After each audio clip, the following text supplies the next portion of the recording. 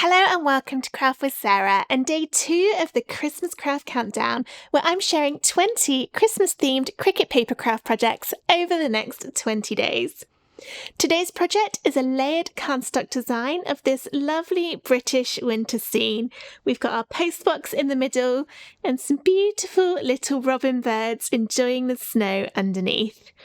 I've added a bit of festive sparkle with some gold card for the details on the postbox, and if I turn this around you can see it's got loads of layers to it.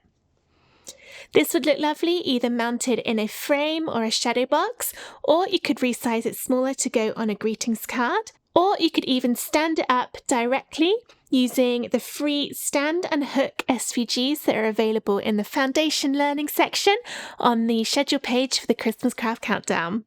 The cut file for this postbox design will be free for 24 hours. Let's find out where to go to get it. Let's get started. The files for this project are free for the next 24 hours. Here's how to download them. Register a free ticket for the Christmas Craft Countdown at craftwithsarah.com/Christmas24. After registering, you'll get an email which contains a link to the schedule page for the countdown. Visit the schedule page to find and download today's files. Each download is only available for free for 24 hours after it goes live. If you've missed some, check out the Instant Access Bundle at craftwithsarah.com/Christmas24 bundle, which gives immediate and ongoing access to all of the files from the Christmas Craft Countdown, plus lots of extra bonus designs. The download comes in a zip folder. You need to unzip this before uploading the SVG files into Cricut Design Space. This is what the postbox design looks like when it's loaded into Cricut Design Space. If you're not sure how to get to this stage, then check out the schedule page for the Christmas Craft Countdown, and within there, look for the box called Foundation Learning near the top of the page. That contains lots of useful and helpful tutorials to help with this countdown, and one of them near the top on the list is how to upload SVGs into Cricut Design Space. So if you're new and you don't know how to do that, check out that tutorial first, then come straight back to this one.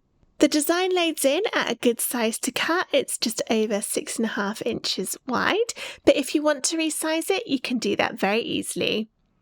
Make sure the padlock icon above the width and the height box is closed. If yours is open, then you can click it to close it. And then you can type either the width or the height, press enter on your keyboard, and the other measurement will change in proportion.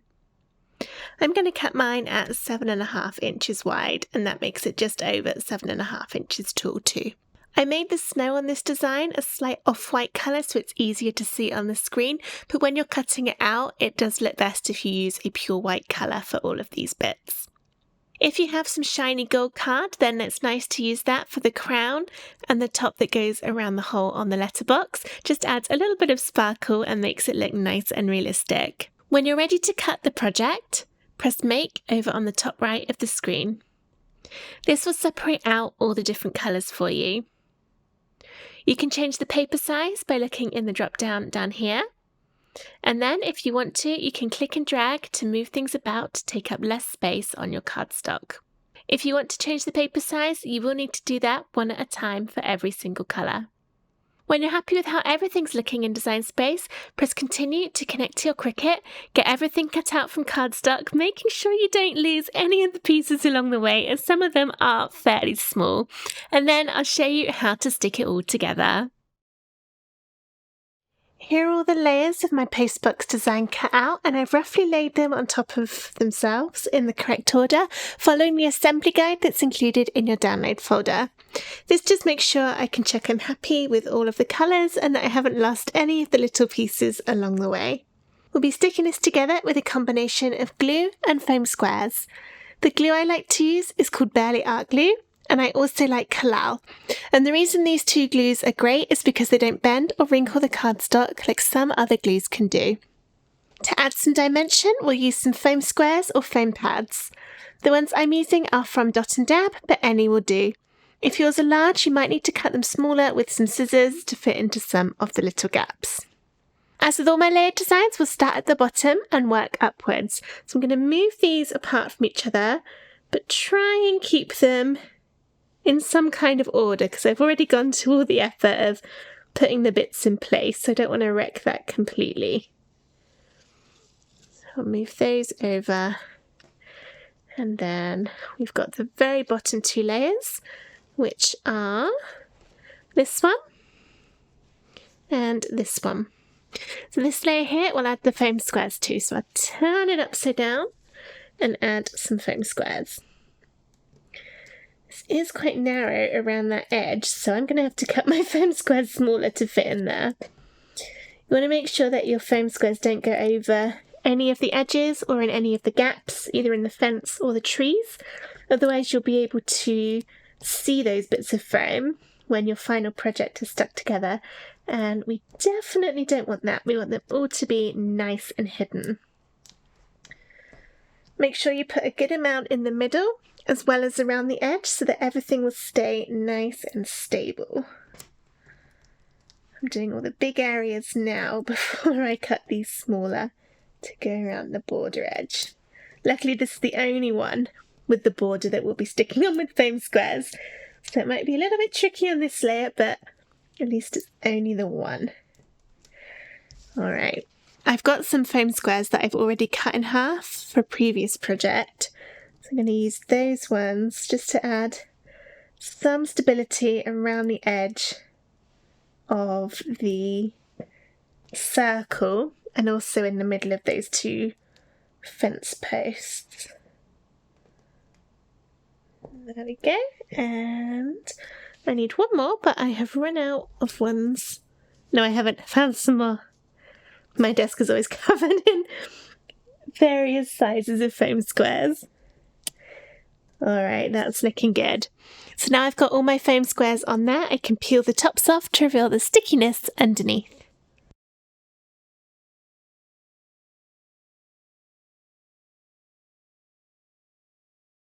Now these are all nice and sticky. I'm going to attach it to my base layer. So I'll line it up and then gently drop it down. I'm not pushing it or putting any pressure on it at this point, so that if I'm not quite happy once it's all down there, I can still move it without damaging anything. Got a foam square stuck to my finger. Right, that looks good, so I can push down to stick. Next we've got this layer, and this thankfully will be glued.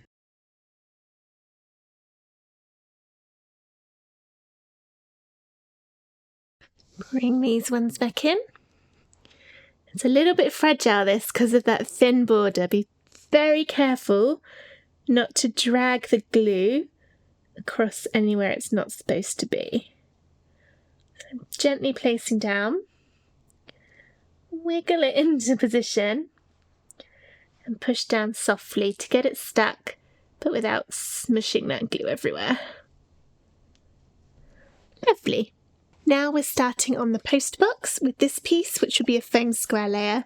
My card tore a little bit there, but I figured it would be okay because it's all going to be covered up by the layers that go on top, so no one apart from you will ever know.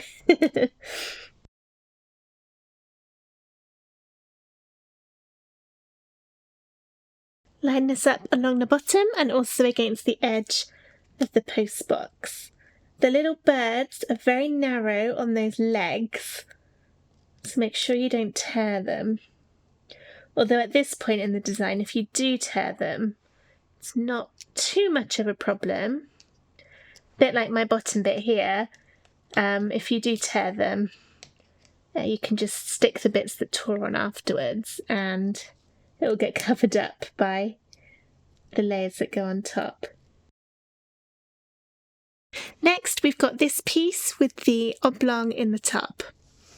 Turn it upside down and you'll have a black rectangle. This gets glued around the edge of this hole, making up the slot that you would post your letters into. Oops, I just dropped that. Didn't do a very neat job of that at all. Oh, look at that. Oh dear. You know what? I'm actually, because I did that so messily, I'm just going to turn it round. Stick the other side on instead. Much better. Okay, this one will also be stuck on with foam squares.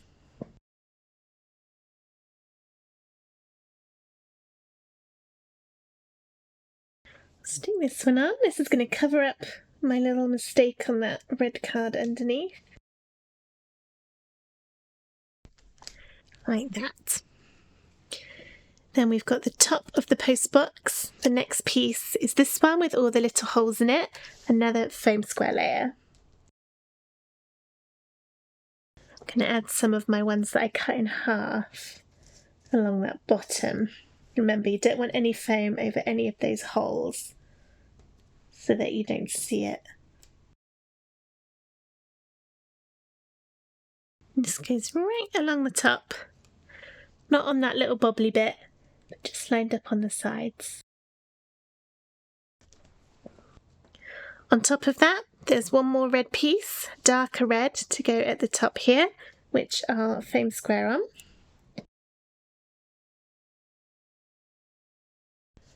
Like that. And then the snow on top will be glued on. I hope we get a nice snow at some point this year. We didn't get any last year. I like the snow when it's just come down and it's all powdery and pretty and nothing's walked in it yet, but after a couple of days when it turns to sheet ice and you're trying to walk the dog and it's just slipping everywhere, then it isn't so fun. The next piece that will go on, that's a big piece, will be this one. But before this is stuck on, there's a tiny, tiny white rectangle. And that's going to be stuck down here, right in the middle. So try and get the middle above that postbox slit. And then put that over the top. A nice even amount of the red on the top and the bottom. And then that'll get covered up by that outline. So this one will be glued on. Be careful around those very thin lines.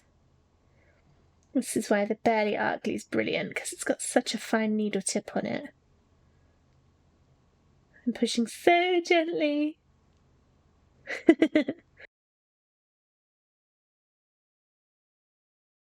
This is another piece to be very, very careful when you're putting it on, that you don't get glue everywhere. Kind of like that.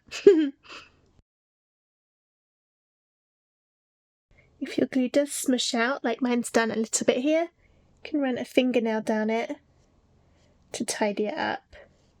Or you can use a weeding tool you'd normally use for vinyl, and just use that to scrape up some of the excess. On the front, we've got our white piece here. The outline of the crown. It goes kind of towards the top. A little bit of space under that postbox hole. So round about there. And then we've got the gold piece to go on top.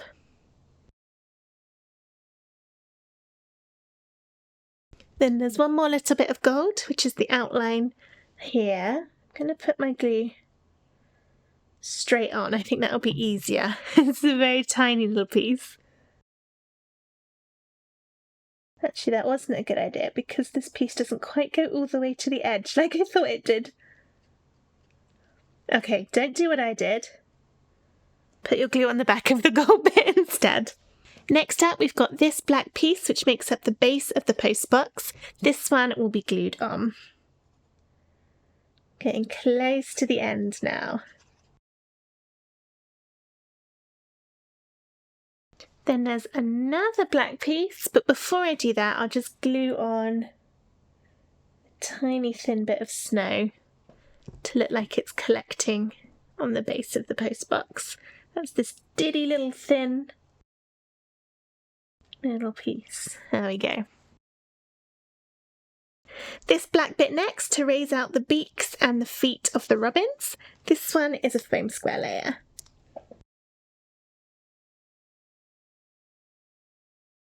Goes right along the bottom. Like that. And then we've got the snow piece to glue on top. Just the little robins left now, and all of these bits will be glued on, starting with the white. Make sure you put the right bit on the right robin. You can tell because their tails are different. That's the easiest way to tell. It goes right on top, like that. And I'll do the other white bit next on the other robin. This one's a bit harder to work out the positioning. Sort of tucks round like that. Oh, actually, I've gone wrong on that one. That shouldn't have been white next. It should have been the solid brown. This one. Serves me right for not checking before I glued. Okay, brown first. There, and then because I've still got the glue on there, I'll do that one next. It kind of tucks round like that, so you've still got a little bit of brown at the top. And then, seeing as I'm now doing all the bits of that one, I'll do his little robin redbreast as well. Line up the eyes as best you can, so that it shows the black through that tiny little eye hole. There. And then on my other one, I've got his red tummy next. And then finally his brown feathers on top. Like that. I've just realised that I've completely forgotten a piece, which is this little bit up here, up there. I managed to put it just out of reach so I couldn't see it. So I'm going to add that one in now, and I'll do it with some foam squares, some very, very thin foam squares, to stick that along the top. I thought it was looking a little bit different to how I had envisioned it being. There, that finishes off the postbox nicely. So now I've got my whole design, these little robins, the snow at the front and the pretty background, and my project is all finished. I hope you've enjoyed crafting along with me. If you have, please give the video a thumbs up and subscribe to my YouTube channel for loads more Cricut crafts and Christmas fun. I hope to see you tomorrow for day 3 of the Christmas Craft Countdown. But for now, thank you so much for watching. Bye!